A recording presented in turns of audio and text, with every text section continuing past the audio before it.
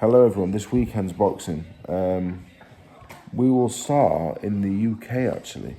Even though the biggest show of all time is probably happening in Riyadh, there's a few fights I want to highlight in the UK. Aaron Prosper, Ahmed Hatim for the Southern Area Lightweight title is as good a fight domestically at this level you will see. Ahmed Hatim and Prosper both. I've watched quite a fair bit of both actually. I think Hatim was an ABA finalist. Prosper, I've kept my eye on for a while. He got beat for the Southern Area or the English. He can fight. Prosper, very good and clever. Hatim is very strong. That is a cracking fight, to be honest. I'm not sure if it'll be televised or streamed, but excuse me, thank you. That is a very good fight. Very, very good. I will try and watch it if I can. Ben Vaughan is back, who last fought Esserman in a cracker. So yeah, the show's on Alloa, Northampton, Bolton and Tolworth if you want to go watch the boxing. Right, now on to Riyadh. I covered heavyweight fights on my YouTube Wednesday. I've gone for Cabiel and Parker stoppages. We've got 7 other fights on the card. We're going to cover them in order of my own excitement for them. Barring the heavyweight fights, which I probably will have to say 1 and 2 as my division, and they are great fights. I'm going to put at number 3, this may surprise people, Shakur Stevenson Padley. Josh Padley, fellow Donny man. I interviewed him in my garage pre-Chamberlain actually. Now, this is probably the biggest step up you have ever seen. Because if you take Chamberlain away, he hasn't beat anyone above area title level. Chamberlain were great. Chamberlain can give it out, but he got found out by Padley, to be honest. But even Chamberlain to Stevenson is a step up in levels that you would very rarely see, to be honest. Shakur Stevenson is a pound for pound talent. He's not the most exciting when I've seen him. Not the biggest puncher in the world, but he's exceptional. I would love Josh Padley to win. Nice fellow, actually. Couldn't save me, mate. I don't know him that well, but I do like him. Serious fella, quiet, business-like, sound. I do like him. Don't know him that well, but I do think he's a very nice bloke. And what an opportunity. What an opportunity. Decent money. What is life-changing money? That's a very interesting question. People said to me, you got life-changing money for this fight. What is life-changing money? How much is life-changing? Interesting question. If we're getting paid well, when we're getting paid as much as people would think, but that is boxing. How do I think it goes? Josh Padley is very clever. Very clever. He's tough. But this is such a step, like, I don't think he beats Stevenson. I'm just going to be completely honest. Shakur Stevenson is one of the pound for pound best. If Padley had 12 weeks or 12 years to prepare, it would be a monumental task. However, Padley is very clever. He's good. He's good, to be honest. He's very good. Inspiring one of my fighters, Joe Hayden. What I think Padley will struggle with is not what Shakur Stevenson does, but just at such a higher level. He probably will struggle, to be honest. He don't outbox Stevenson. He won't outspeed him. Probably the heavier puncher of the two, but he's got to whip Stevenson for that to count. I'm going to go for Stevenson on points, actually. I really think Padley can take him 12. He's got to be fit to do the weight. I think he can take him 12, yeah. I really think he can. Stevenson 22-0 with only 10 stoppages, only 2 in his last 9. I'm going to pull well, I sound like I'm thinking, I'm not saying Padley's going to win, but I think he's good enough and tough enough and big enough to take Stevenson to 12, which on a week's notice should set him up for even bigger and better opportunities. And I wish him all the best, but I have to go for Stevenson points. Next up, for me personally, next on the list would be Bouts Smith, which I think is just an outstanding fight. I was speaking to one of Bouts' former opponents recently. He tells me Smith will win. If Smith doesn't win, he's shot to bits. was the words that was used to me. But actually, for me, been a slow burner. Not, you know what? Even though he's unbeaten, he's beat some good fighters. He hasn't kicked on like I thought he would. You know, when he turned pro, I thought, wow, this fella's good, and he is good. He's very, very good. But he hasn't really kicked on like I thought he would. I didn't think he was for the British title 8 years after he turned pro. 7 years after he turned pro, to be honest. Smith, however, at 34, lost 2 of his last 5. The 3 wins, not really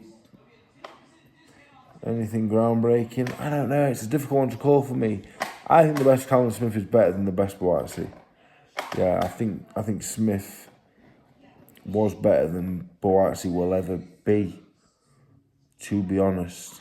I really thought Smith was one of the real best fighters Britain's had for the last 10 years. And then Ryder fights, Alvarez and Beterbiev, and people probably gone off him a little bit. But the best Callum Smith was very, very good. Beat Skoglund, Groves, went through British title level like a hot knife through butter. So, yeah, it's a difficult one at this point in time. For me, I'm going to have to go for bouts. I have to go with, youth, I guess.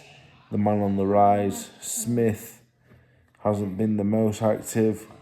And for them reasons, I have to go for bouts.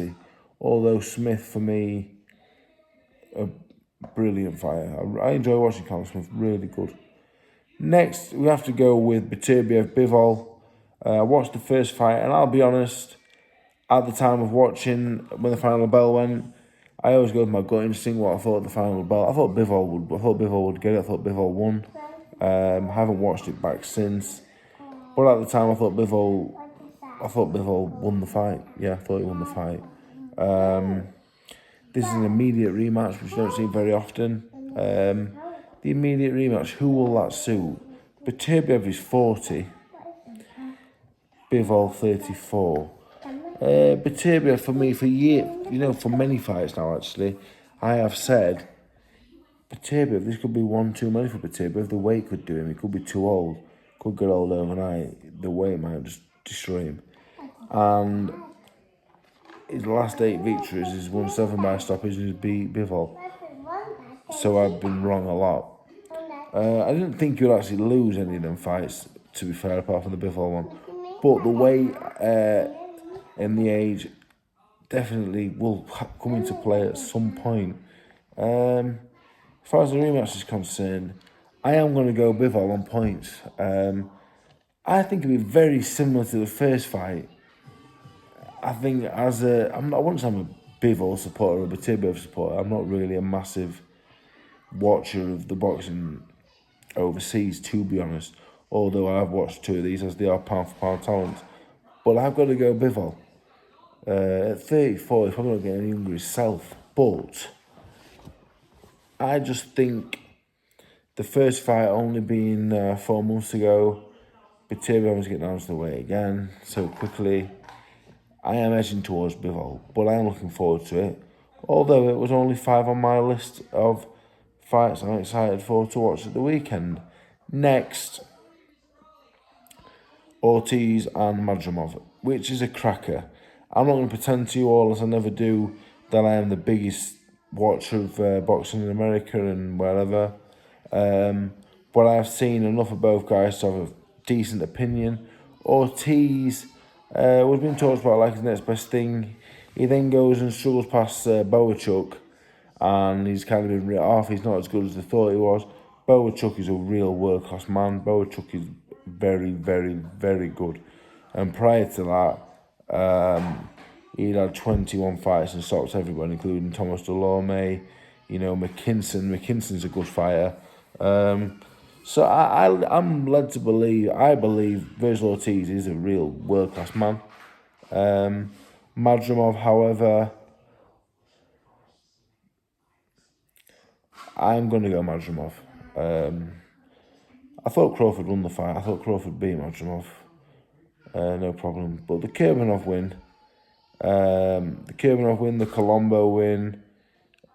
Yeah, he's good, Madrimov. He's good. He's had half the fights of Ortiz, been in with the better opposition overall. Although Boachuk, apart from Crawford, I would say Boachuk is the best name he ever have faced. But I'm going to go Madrimov. Madrimov is they're both good actually. But I'm going to go Madrimov. Points. We are now left with 3 fights. Hamza Shiraz, Carlos Adames. I have never seen Adames. Going off his record, he must be good. Deverenchenko is a very good fighter who has beat over 10 rounds. Terrell Gausha, he beat for the world title, I believe. Won the interim against Julian Williams. Yeah, he must be good.